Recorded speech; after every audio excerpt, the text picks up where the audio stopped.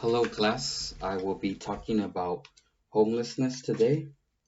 Despite what society may think about the homeless population, not all of them are there because of drug addiction. Everybody's life is different, and unfortunate circumstances can lead anybody to that path. This social problem needs to be the concern of every U.S. citizen because we are the United States of America. Today, I hope to persuade you to be sympathetic and vote for compassionate legislation that aids homeless individuals and or families through voting. Legislation to reduce homelessness not only helps the homeless individuals or families, but it can also benefit striving college students. When Senator Kamala Harris introduced the Basic Act, she said, no student, no matter their circumstances, should have to worry about going hungry or keeping a roof over their head. Here is my visual aid. As you guys can see, it's for the public opinion on national efforts to address homelessness. Right here in the biggest part of the pie, it shows that 75% of people were dissatisfied with the national effort. 22 people were satisfied, and then the smallest 3% had no opinion.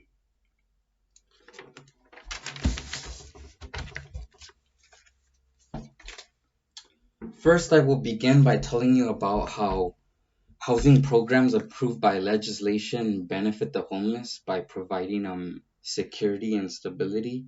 Next, I'm going to explain the importance of food assistance programs that help out people living in poverty or homelessness. And finally, I'm going to conclude by talking about how cutting back or voting against these homelessness aid programs make the social issue worse. Let's start off by talking about how housing the homeless is beneficial for them and why we should support that through legislation. Providing permanent housing for homeless individuals is the most common and beneficial solution. Around the 1980s, most local and state governments adopted the Housing First program. And this program provides apartments to homeless people without strict requirements like drug testing or work requirements, but it also provides them with support networks like counselors and help for drug addictions, mental illnesses, and finding employment if it's necessary. President George W. Bush was the first president to use federal power to support Housing First, and he actually redistributed money from shelters and transitional homes towards permanent homes that could be used by the homeless individuals. President Barack H. Obama further continued the federal support for Housing First, and during his term, the funding for the program actually increased. The administration under both of these presidents saw a significant drop in the number of homeless people, and it went from 647,000 in 2007 to 554,000 in 2017. Providing individuals and families with permanent housing is more cost effective than incarceration. A few cities and states like California have considered passing legislation that would give all residents rights for housing.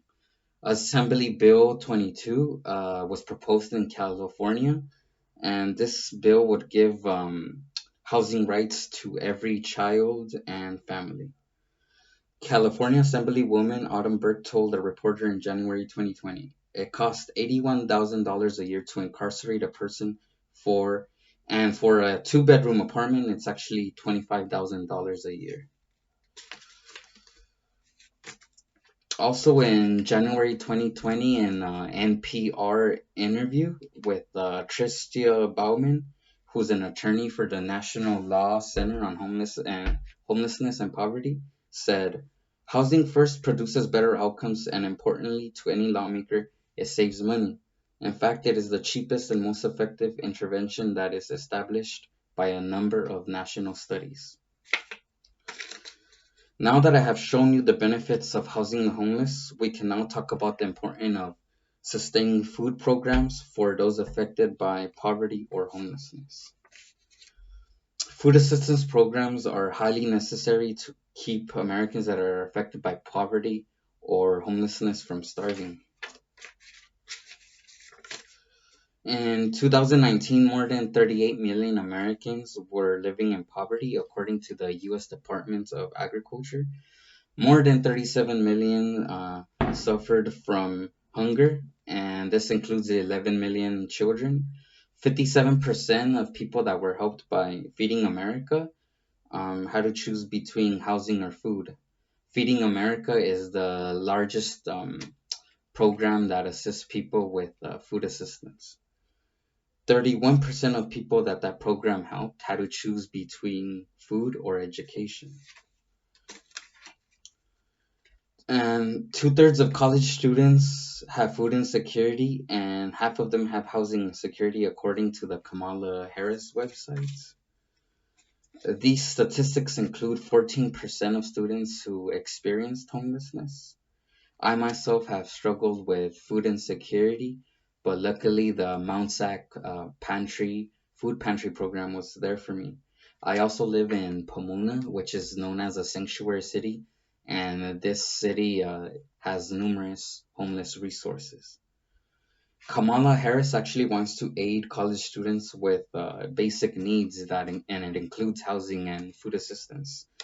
With that basic program, and it stands for Basic Assistance for Students in College.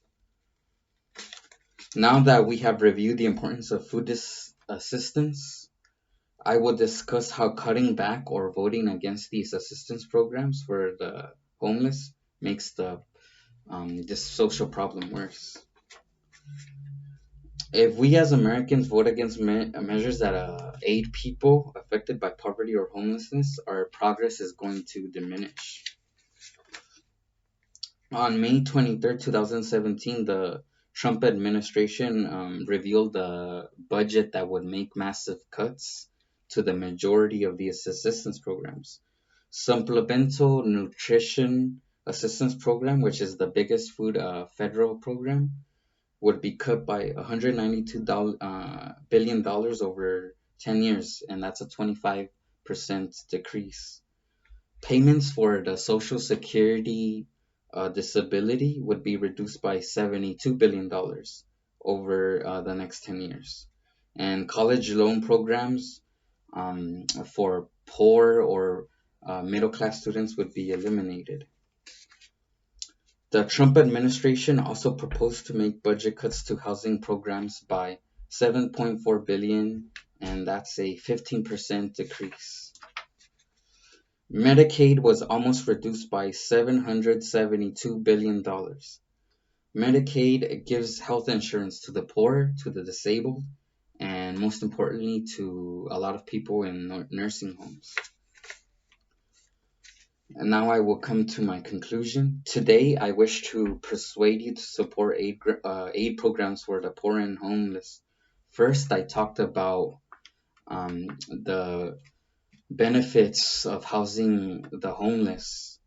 And then after that, I talked about why food assistance programs for people affected by poverty or homelessness is very important. And finally, I concluded by showing you the losses that we're going to take if we don't fight to keep these programs.